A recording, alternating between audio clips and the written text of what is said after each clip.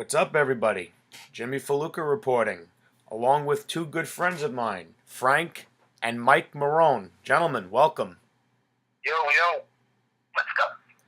Well, it's been a while since we had a show together, Frank, and our first show back, we have a good guest on with us. And I believe the last time we were together was for Extreme Rules, and a lot has happened since then. WrestleMania has passed us by, and what a WrestleMania it was. I mean, you want to talk about impactful. We had a lot of big things happen at WrestleMania. We had a new WWE World Champion crowned in Daniel Bryan. The long-awaited payoff finally happened. The Undertaker's streak is over. The dead man's finished. I never thought that I would be saying this on camera, and it's actually killing me to say it. At the hands of Brock Lesnar, the Undertaker's streak is over. Another match we had that night was John Cena and Bray Wyatt. John Cena came out on top, as I expected. And surprisingly, the opening match for WrestleMania 30 was Daniel Bryan versus Triple H. Any of you guys like to, elaborate on that one? I felt that it was a pretty good show opener. It was a really damn good match. It was good because it built the anticipation. People actually thought he might lose, and people get into their seats. But it was a good match. No, absolutely, it was a good. What do you think, Mike? Yeah, 100%. It set the tempo of the night. Absolutely. You have to put it first for the. You don't know exactly what's going to happen when it comes to the main event, considering Oh, absolutely. having Triple H involved. You need to. No, of course. What did you guys think of John Cena going over on Bray Wyatt? I don't like that at all. Neither did I. I felt that. Made zero sense. Just more, No, absolutely. I felt. And the reason I felt that Bray Wyatt should have went over is because, look, he ended up beating John Cena at Extreme Rules, which we'll talk about in a little bit, but I felt that you want to get the young guys over, you want to get them over on a show where there's more eyeballs on the product. Let's be honest. More people will watch him. The angle they used afterwards was having, Bray Wyatt saying that he kind of like almost sacrificed himself. Well, the way I see... You know what I mean? Like that, he's going that route, so I guess it makes sense. No, I know what you're saying. My mindset is very simply that more people were watching WrestleMania than Extreme Rules, and that's why I felt that it meant more for Bray Wyatt to win there, but that's neither here nor there. What about you, Frank? What do you think? I guess because they probably felt they were overshadowed by Daniel Bryan and the main event, so they probably figured it wouldn't pay off too much, No. So that makes sense, too. I like that point. No, absolutely. And everyone knows my position on... the Undertaker streak ending. I felt it was the worst decision that they ever made. It was the wrong. It was the wrong guy. I couldn't disagree with you more. Well, that's because you didn't like the streak to begin with, Mike. But that's neither here nor there. I felt the Undertaker should have went out way better than what it was. I felt that the build-up with Brock was poor at best. I felt that the match itself wasn't that good, but that wasn't in our control because The Undertaker unfortunately suffered a very bad concussion. He does not remember anything from the match, which is unfortunate. You hate to see anybody get hurt.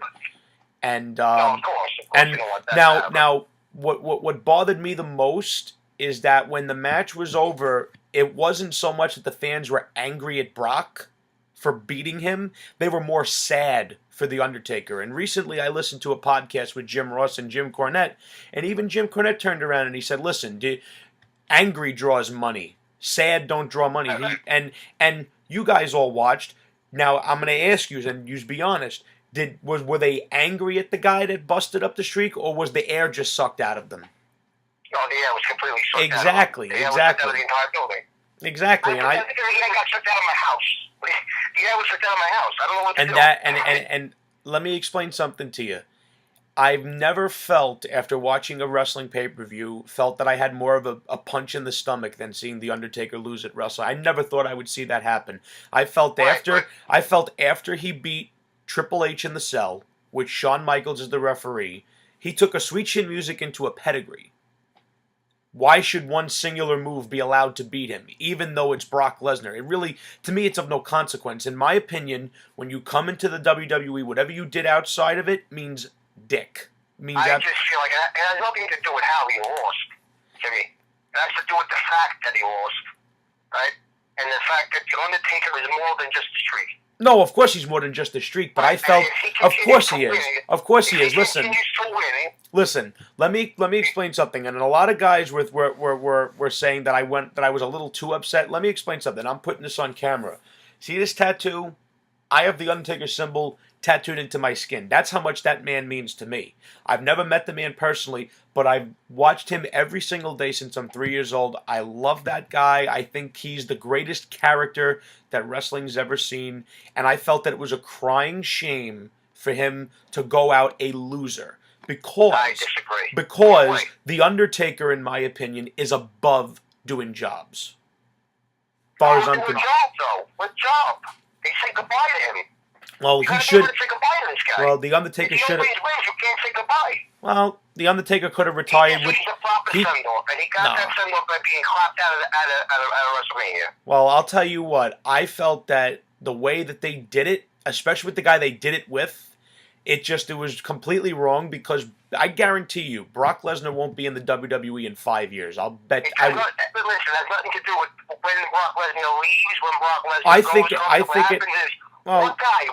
I think it has a lot to do with it, Mike. I think it has a lot to do with it, because Brock Lesnar was given the single greatest honor in the history of wrestling. See the talent they have now? There's not one guy that's able to beat the Streak, that's able to deal with up to it. And no one should have. I would have been perfectly okay with that. Oh, no way. The Streak can't live forever. The way I see it is this: Triple H and John Cena were able to beat Brock Lesnar, but The Undertaker wasn't. Come on now. The Undertaker has never defeated Brock Lesnar once on pay-per-view. Not once. John Cena. Well, Brock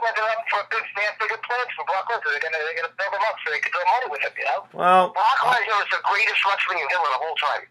No, Ric Flair's the greatest villain. All right, I'm sorry. Ric Flair. I don't mean that. I mean like. Ric Flair and Vince McMahon. Vince McMahon. He's hated by everybody. Perfect. Well, I think it's more along the lines of Heyman, because most men can identify through Brock Lesnar, because listen, I'll be honest, Brock Lesnar is one of the toughest son of a bitches I've ever seen. You know, not many guys could do what he did, but, and I'd like to put a lid on the Streak part for this, otherwise I'll be talking about this till tomorrow. I felt that the Streak made The Undertaker different from all the other legends, because every legend let me finish. Let me finish my thought. Every legend has had championship wins. Every legend has had monumental feuds. Every legend has had WrestleMania or big pay-per-view moments. Only one was undefeated on the grandest stage of them all. And I felt, for all his years of service and all the injuries he worked through and all the crap that he had to deal with, because you guys know he had to work with some of the worst guys and he made it work. And he was also, in my book, the most loyal wrestler Vince McMahon ever had. He's one of the few guys that always put the business first. And I felt that for all the shit he did for that company, he should have went out a winner, because that is, even my dad said, The Undertaker's the kind of character should not go out a loser. The hell with this Japan time-honored tradition BS. It's that mindset. That mindset. One more point about him losing. I had no. I don't think he's going out a loser. Well, I don't see any. I think he's going to wrestle again at WrestleMania. That's going to be. He has nothing, but he has nothing to defend. So Right, but you can't have the Streak on the line wrestling thing. And also, you have to admit, James, he didn't look good in the ring. No, he didn't, because he was working. No, because he was working. No, because. More pressure to keep the Streak going, and he's going to have to fight next year. Right, if you actually want him to fight Sting, you can't have the Streak on the line, because you know that. There's no way Sting's going to beat the Streak. The reason the match didn't fall through so well is because he suffered a terrible concussion, and any of us. Even at the beginning, he looked very slow, and it's hard. Hey, listen. I can't even. I'm not even going to argue when it comes to how he looks in the ring, because ever since WrestleMania 23, all the way up until last year, he was in the best match on the card, and it wasn't. Yes, he was. But listen, it's 1 year to another. You know, you get older, and when you get over that, I think he should have. If I could have. Look at the kid. He went from career in 2010, though, in 2012, and then that looks like Well, he can't even play anymore. that's a good Yeah, point. right. Me He's playing personally, now. personally, I would have been happy with him retiring at 20-0. But you know what? Hey, it is what it is. Look, I think next year you have Sting, Undertaker, and then with no streak on the line, now you don't know who's going to win. It's the icon versus the phenom. It's perfect. Well, I don't think the Undertaker loses. And also, they're 3 steps ahead. Now they can build somebody else up to match a streak or come close to it. Nah, are you still drunk off that Rangers game, bro? No one's ever gonna measure up to the Undertaker. That's ridiculous. I'm gonna pretend you didn't say that. Moving on. Somebody goes up to 14-0. Nope. There isn't a single wrestler. There isn't a single wrestler on the roster. Bray Wyatt, Roman Reigns, you name them. Not a single one of them can measure up to the legend of the Undertaker. Right, that's what the Undertaker's going to have for the rest of his career. He's has the best record of all time at WrestleMania. You can't even come close. No. Plus, they cemented that by giving you every statistic known to man. John Cena going 2 in a row. Everyone knows that the dude went a ridiculous amount of wins in a row. I mean, what do you want to give well, that? I'll also go so far as to say the Undertaker's the greatest gimmick, greatest character that was ever created. You're drunk from that range game because Hulkamania will live forever. I keep telling him about Andre the Giant. What about Andre the Giant when he left the Hogan and for me? I was hoping you wouldn't. Andre the Giant was undefeated for 17 years. Yeah, but he never lost. He lost his wrestling. But who did Andre the Giant? Yeah, but who did Andre the Giant lose to? He lost to a guy that was going to be around for the next 10, 15 years. Brock Lesnar isn't going to fit that. And it's not like The Undertaker never lost a match. The Undertaker only had one match a year. It shouldn't have to be about how long you're around. It has to be what the impact you leave on the business. You can be in the business for 20 minutes. All I could say is that... All I could say is that ever since he won, Brock Lesnar went back into the hype from which he came, and as far as I'm concerned, he could stay there. Now, moving on... Brock Lesnar, when he's done, is going to be one of the best wrestling villains of all time. Well, moving on to the title match, I have to say the triple threat match was a hell of a lot better than I thought it would be. There was some really good spots in that match. There were a few times where I actually thought Batista was going to get out of there with the title, but after the streak ended, I kind of sort of knew there's no way Bryan's not walking out with the title, because there's no way that they will fuck over the fans like that. Otherwise, there will be 80,000 people that are extremely pissed. Yeah, 1,000%. I mean, but still in the back of your mind, you kept thinking maybe he's going to lose, maybe he's going to lose. Oh, of course, because they created the way they set the match up, 100%, but there was no way he was leaving. No, but I'll tell you something. It wasn't where you knew he had it in the bag. They made it good, No, they did. And what made him even more made you wonder was. Hey, listen, how many? Thought the streak was going to end, so maybe they were going to pull another one with us. Well, I'll tell you something. How many people could say that they beat all the main members of Evolution in the same night? Not many.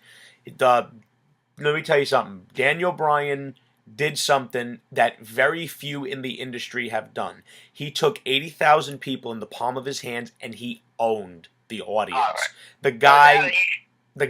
He finally got his due. Now, the guy was a fucking magician in that entire thing. And let me tell you something. Any other outcome would have been ludicrous. Now, I ask you guys this, this is an opinion question. Do you think Triple H put the guy over as strongly as he did because he felt it was the right move, or do you think he did it because he knew everyone would crucify him if he didn't? He did it because it was the right move. Stop. You're out of your mind. Because everybody, 80,000 people, I've said to 1,000 times, Triple H and Daniel Bryan. Daniel Bryan is a Triple H guy. They're putting him over. It was this whole thing. What's the thing Daniel Bryan is doing? Well, see, there was a build-up. Now, this is where I will disagree with you, Mike, because I do not believe for a single second that from SummerSlam all the way to now, they had it planned Daniel Bryan's going to the main event of WrestleMania to win the title. Oh, you're nuts. No, I'm not nuts, because let me explain something to you. They didn't. Let me finish my thought. They didn't bring back Dave Batista to compete in a triple threat match. If Dave Batista was welcomed back with open arms, it would have been him winning the title from Randy Orton, and that would have been it.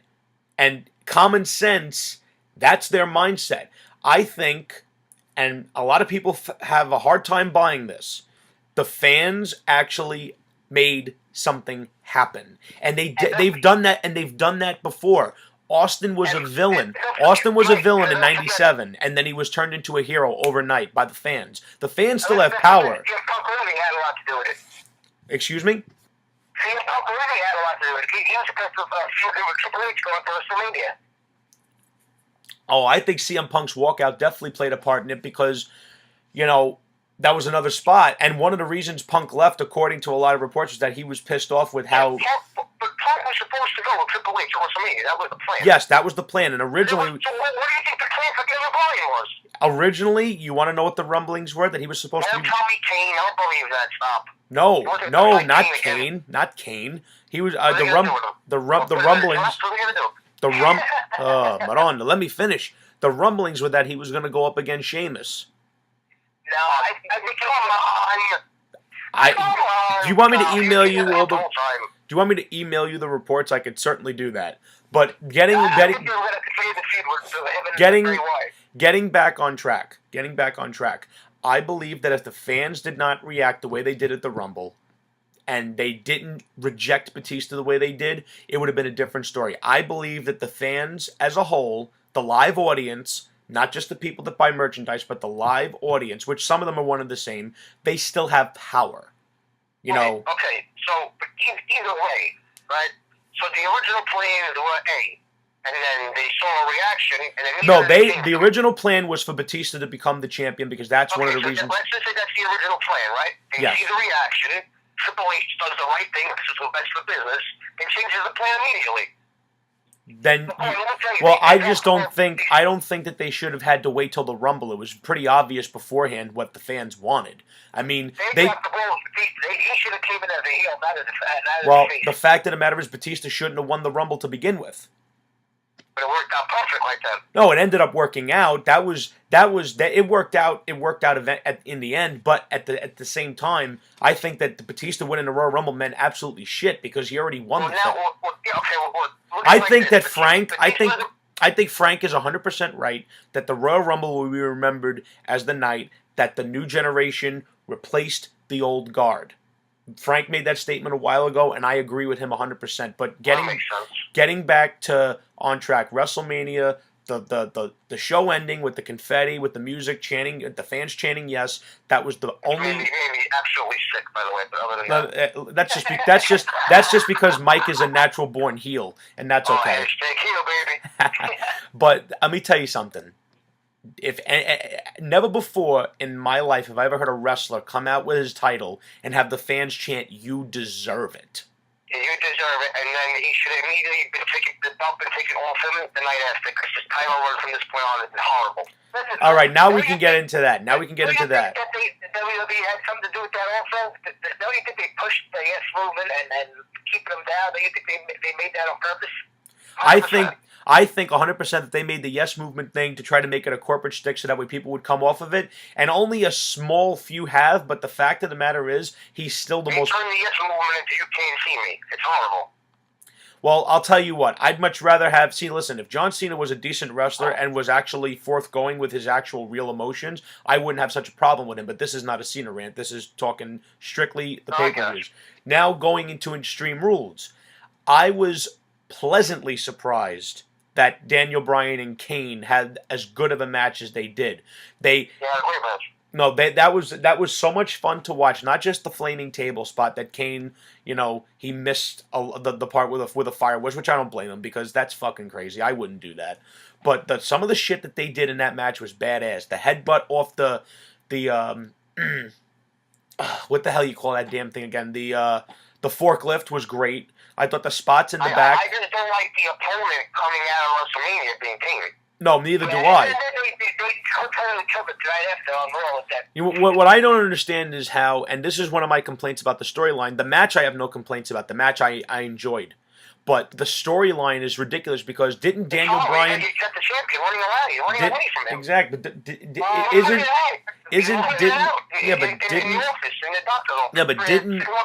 But didn't Daniel Bryan beat Kane on free television when he was dressed as a store manager? And now I'm supposed to believe he's the Demon Kane? Oh my God! Yeah, every 5 minutes, it's the Demon Kane this, the Demon Kane that. I'm like, could you please stop? And on top of the fact that the WWE at this point, right?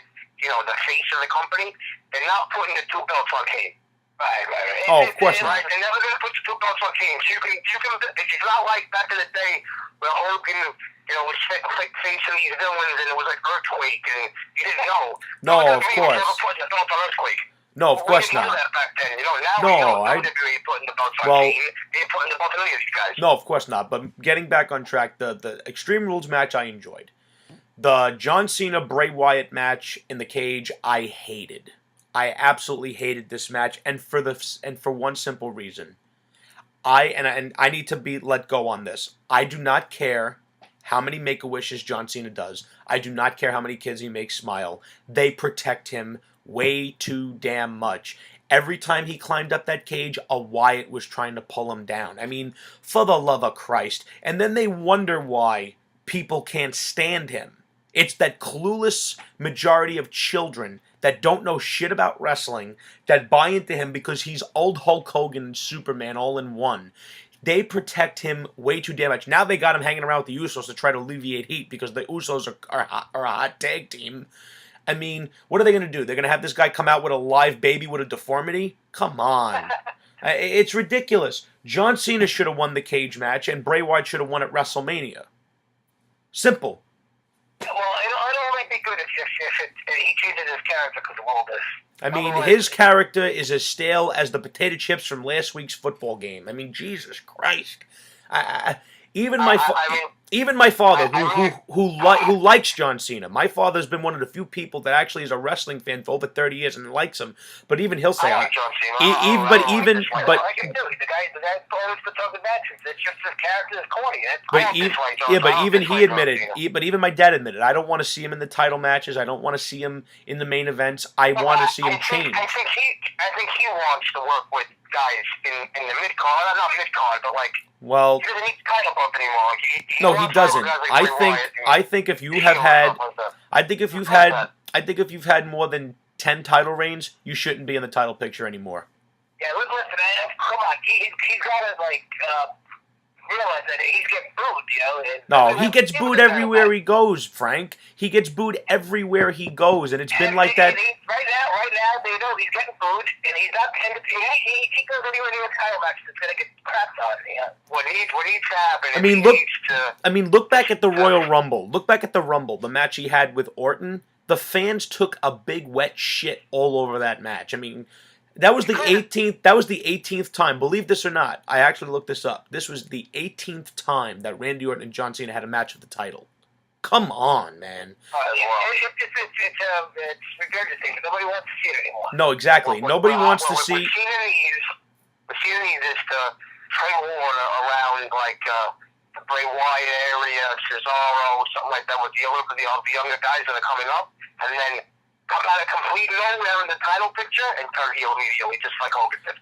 Right. I agree 100%. You won't see it coming. You think John Cena is getting involved as John Cena, you can't see me, and all of a sudden, bam, you're like, oh my God, it's exactly, because no one saw it coming when Hogan turned at Bash at the Beach. And everyone thought that Hogan was coming to save WCW. Of course, and what did he do? He stuck the knife right. And what did Bobby Heenan say? Probably the lowest shot ever given to pro wrestling. That man right there, Hulk Hogan, and that's why I think Hollywood Hulk Hogan ranks up in the top 5 greatest villains of all time. In sequential order, Vince McMahon, Hollywood Hulk Hogan, Ric Flair, Paul Heyman, absolutely. I think Paulie's a great friggin' villain. And I'm putting up a middle finger right now because that's what I think of Brock Lesnar. He could never... You gotta put Piper in there, come on. Triple H is also in the top 5 greatest villains of all time because he just knows... What about Roddy Piper, man? He moved Hulkamania. I say that WrestleMania 1 without Roddy Piper does not take off because people came to WrestleMania to see Hulk Hogan beat up Piper, not just to see Hulk Hogan. Come on, breaking the coconut with Jimmy Slippers head. Oh God! No, Piper was great. What about shaving the Haiti kids? What about shaving the Haiti kid's head? Piper's great. 30 years later on Legend's house. Let me tell you something. If I ever get the chance to meet Piper, I will take it with both hands. Trust me, I think he's great. But now I want to get to in my opinion, the true main event of Extreme Rules: The Shield and Evolution. Holy crap! I mean, can you imagine how bad the WWE would be if they didn't have the Shield for the last calendar year. My goodness, what a great match they had. I mean, it's every six-man tag these guys have turns gold. Team Hell No. Every match there has been. It's unbelievable. Their first match was gold. The TLC match against Rye Trash and Team Hell No. Their six-man tag with the Wyatts at Extreme Rules. Oh my God, I could watch that match 10,000 times and never get tired of it. I mean, is it just me, or did that match have an Attitude Era type feel to it? The match they had with the Wyatts. Unbelievable. Just like the match with Evolution. The match with Evolution was amazing. The only thing that I take issue with, and I have nothing against Roman Reigns, I think he's gotten a lot better since he started. He shouldn't be the only one getting the pinfall victories in these matches. I'm not very high on Roman Reigns like everyone else is. Listen, I'm not extremely high on him. I just think that he's better than he was when he came in. I think Dean Ambrose he's gotten great since he's done so much. No, of course. I think that Dean Ambrose is gold on the mic. Dean Ambrose is the man. Seth Rollins is the best Dean Ambrose reminds me of Jake Roberts. Not just saying that because of the whole snake thing, but he reminds me in a way of Jake Roberts because the way he moves around the ring, how smooth he is. The guy's just... Piper. He reminds me of Piper a lot. Oh, his attitude, the way he talks. He's a brawler. He just brawls and brawls. He'll be WWE champion. He's very, very Piper-esque. I'm very proud to say that I have all the autographs of all three members of the Shield on one 8x10 because I said to myself, these guys are going to become big. I better get their autographs before they become singular stars. And that's another thing I wanted to touch on. Now, before I get on that, I want to talk about the match they had with Evolution. I was very surprised that Batista was the one that did the job for them. I thought it would end up being Orton or Triple H. But Batista, he did a yeoman's job of doing the deed, taking the fall, just like he did at WrestleMania with Daniel Bryan. Not only did he take a fall from Bryan, he tapped out, which Batista's only tapped out once or twice in his career. There you go. You're actually why they do. So I think that the Shield and when you're saying that he's not when Triple H isn't an authority guy like that, Daniel Bryan's not a Triple H guy. I think you're out of your mind. Well, I just think that what I think is this, and I don't want to, and then we'll get into the Daniel Bryan issues that he's having now later on. I think Daniel Bryan deserved to be in that spot a long time ago. But I do agree that the place to make him whole, as the saying is in the business, was WrestleMania. However, I would have preferred to see him win the Royal Rumble, because that's another accolade he could have added to his career. Batista really didn't need it because he already won a Royal Rumble. You get what I'm saying? It's like it was like 2013. John Cena didn't need to win the Royal Rumble. He didn't need it. He already won it. The only reason John Cena. He won the title anyway without winning it. Oh, please. Don't get me started on John Cena winning the title at 29. I had to be there for that BS. No, I'm talking about Daniel Bryan. He didn't need the Rumble because he won at WrestleMania. No, I understand that. I guess I guess I'm more of a traditionalist where I like when the guy wins the Rumble and then he wins the title. Guys like Austin did that. Taker did that. Batista. It doesn't matter. It doesn't matter. No, I know it doesn't matter. I just like it that way. I'm picky like that. But no, but people don't even remember what happened last week. You know? No, of course, no. I know that's the problem. A lot of people have short attention spans, and that's why I was worried about them booking Bryan the way they were, because I'm like, these people have short attention spans. They're going to drop him eventually. But I guess the guy got so over that they just didn't, and they love the guy, and I have to say I'm proud. I'm proud of him for overcoming the terrible booking in the fall. I'm proud of him for actually achieving a dream that anyone that's been a wrestling fan for longer than 10 minutes would love to stand on the stage of WrestleMania and become the heavyweight champion. Why don't we talk about the elephant in the room? Is lackluster title reign so far? Well, we're gonna get it. We're gonna get into that in the next segment. You guys stay on the horn. Frank, Mike, and myself will be right back with this next segment.